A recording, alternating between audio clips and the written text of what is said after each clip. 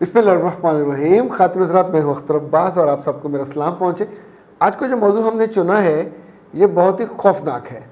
اگر دیکھا جائے تو شاید یہ بہت ہی برا ہے، اور اس سے بھی دیکھا جائے کو ناقابل برداشت ہے. یعنی میرے لحاظ سے کسی مرد کا کسی عورت پہ ہاتھ اٹھانا یہ ناقابل برداشت ہے. اور نہ صرف اس کی مردانگی، اس کی عزت، اس کی غیرت، اس کی حرمت، ہر چیز، اس کے ایون خاندانی ہونے پہ بھی شک، یہ کسی طور پہ بھی اچھا نہیں ہے. مگر ہماری زندگی میں پریکٹس ہے. یعنی بہت سے لوگ جن کے بچے گناہ کرتے ہیں، بچیاں گناہ کرتی ہیں، بڑے گناہ کرتے ہیں، تو کیا ہم ان کو گولی مار دیتے؟ کیا ان کو زمین میں دفنا دیتے؟ کیا ان کے ساتھ کرتے؟ جتنا مرضی بڑا جرم یا غلطی ہو، کوتاہی ہو، اس کا کوئی نہ کوئی ویوٹ تو نکالنا ہوگا.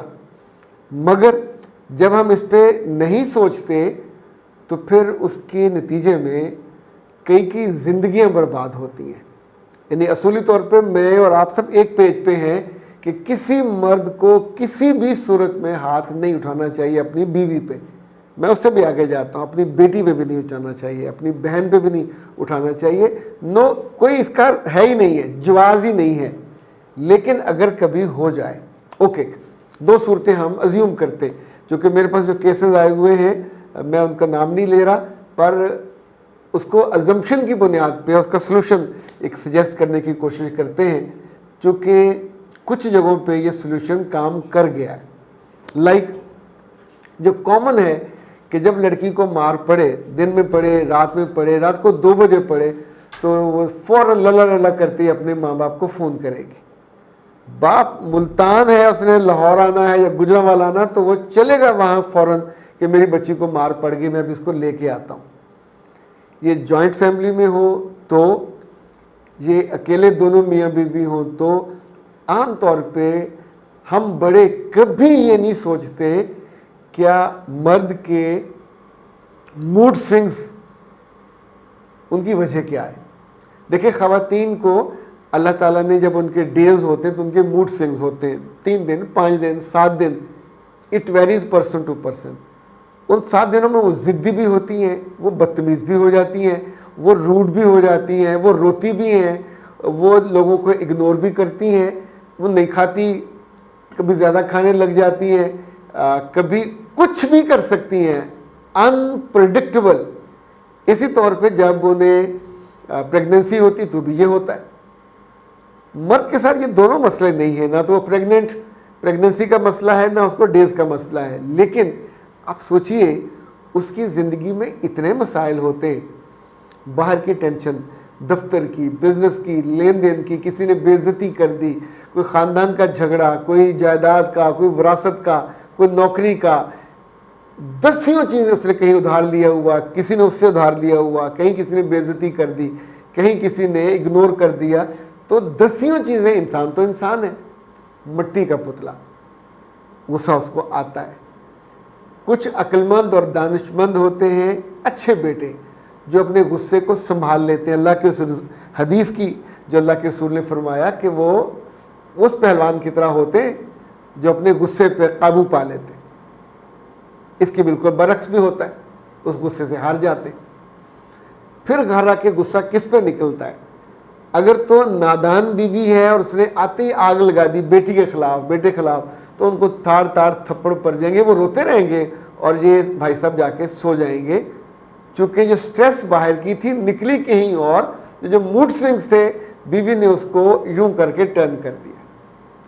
کبھی ایسا بھی ہوتا ہے، اس پہ ویسے الگ سے بات ہونے کی ضرورت ہے، کہ آپ کی 2-3 بھابیاں ہوں اور ایک بھابی کی بات سن کے آپ نے دوسری بھابی کو بتا دی ہو، اور اس کے بعد اس کا میاں غصہ آپ پہ اتارے گا، اور اگر اس نے زیادہ بھڑکا دیا تو ایون آ کے وہ ایک آدھ لگا بھی دے گا. یہ کم ہوتا ہے، بٹ اٹ ہیپنس. رشتے خراب ہو جاتے. ان مومنٹس کو، جو ویک مومنٹس ہوتے ہیں، موڈ سوئنگز کے ہوتے ہیں، ان کو سنبھالنا ہی اہم کام ہے، جس کو خواتین کو جاننا چاہیے، جانچنا چاہیے. اوکے، ہم ازیوم کرتے ہیں کہ رات کو میاں صاحب آئے، انہوں نے آپ سے کچھ کہا، آپ نے بات نہیں مانی، اور ان کے منع کرنے کے باوجود انہوں نے کہا میں نے سنا. آپ نے کہا نہیں پہلے میری بات سن. انہوں نے کہا میں نے سنا, میری بات سن لو. سنتے کیوں نہیں ہو؟ سارا دن پاگل ہوں, بیٹھی رہتی ہوں, انتظار کرتی ہوں, میرا کوئی کام نہیں ہے, میں پاگل ہوں, تم اگنور کرتے ہو, میری بات نہیں سنتے. اب جتنے یہ جملے دہراتے جاؤ گے اس کا پارا ایسے ایسے ایسے ہائی ہوتا جائے گا. اور جب آپ چپ نہیں ہوگے, اور میرا مشورہ تو آپ نے مانا نہیں ہے کہ 2 انچ کی ٹیپ لا کے منہ پہ لگا لیں, وہ لگائی نہیں ہے, تو اب مرد کے پاس آخر میں تنگ آ کے جب عورت چپ نہیں ہو رہی, آپ کو چیلنج کر رہی ہے, یہ ایک صورت ہے. آپ کے بھائی یا بہن یا بھابھی کے خلاف مسلسل بولے جا رہی ہے, آپ کی ماں یا باپ یا اس کے خلاف مسلسل بولے جا رہی ہے, وہ کہہ بھی رہا ہے کہ بی بی بس کر, کل اس کو دیکھیں گے, وہ کہ نہیں آج ہی نتارا ہوگا. نہیں ہو سکتا نتارا, کسی رشتے کا کچھ نہیں ہو سکتا, اور وہ تو اپنے ماں باپ کا کچھ بھی نہیں کر سکتا. یعنی آپ کے کہنے پہ وہ اپنی زندگی کو جہنم بنا کے اور خود بھی جہنم میں کود جائے. بہت ہی گدھا ہوگا جو بیوی کے اکسانے پہ یہ کرے گا. تو جب آپ باز نہیں آؤ گے تو پھر عام طور پہ اٹھ کے وہ تھپڑ مارے گا. کچھ عورتوں کو اس لیے بھی تھپڑ پڑے جنہوں نے مجھے خود بتایا کہ انہوں نے میاں رات کو دیر سے آیا اور بیوی اپنے بچے کو سلا رہی, اور پہلا بچہ ہو دوسرا بچہ ہو, تو بچے کے ظاہر ہے سونے کے ٹائم بدلتے رہتے ہیں, تو عورتیں اس معاملے میں کانشیس ہو جاتی ہیں. تو میاں نے آتے ہی کہا بچہ پکڑاؤ, بلال کو پکڑاؤ, عزیز کو پکڑاؤ, اور بیوی کہے نہیں ابھی سویا ہے.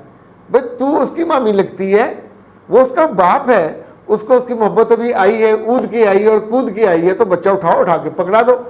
وہ سویا ہوا ہے تو جاگ جائے گا, جاگا ہے تو سو بھی جائے گا. کوئی انوکھا تو نہیں ہے.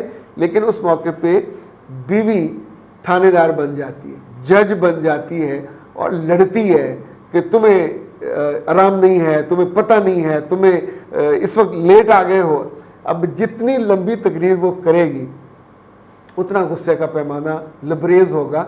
اس کو پڑی پڑی بھی تھپڑ پڑ سکتا ہے, اٹھ کے بیٹھی ہے تو بھی تھپڑ پڑ سکتا ہے, چونکہ ناٹ یو آر انسلٹنگ ہم, یو آر ڈینائنگ ہم, جو آپ کو نہیں کرنا چاہیے.